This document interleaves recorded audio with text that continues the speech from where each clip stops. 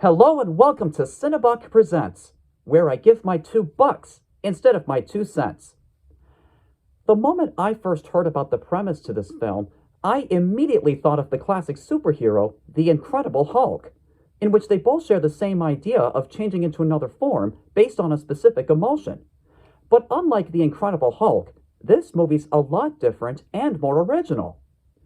Taking place in the early 2000s in Toronto, Canada, it features a young Asian teenager named Mei-Lin Lee, also known as Mei or Mei Mei. One morning, she wakes up having transformed into a giant red panda. We learn that one of her ancestors had a mystical connection with red pandas, and that this connection has been passed down in the family from generation to generation.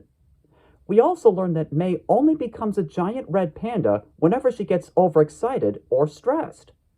Fortunately, she's able to revert back to her human form in an instant by finding her personal center, or Zen, if you will.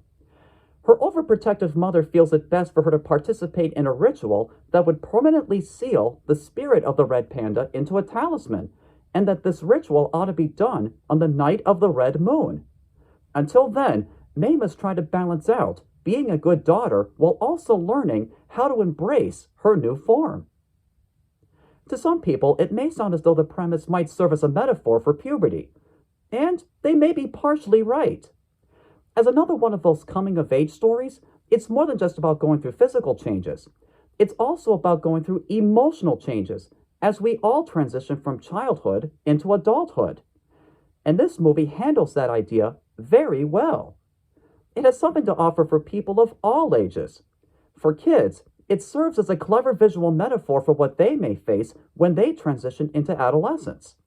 For adults, it may serve as a thought-provoking reminder of the kind of experiences they went through when they started off as teenagers. And it may also bring on certain nostalgic feels for them, which may partially explain why this movie was set in the early 2000s. Here's an interesting fact.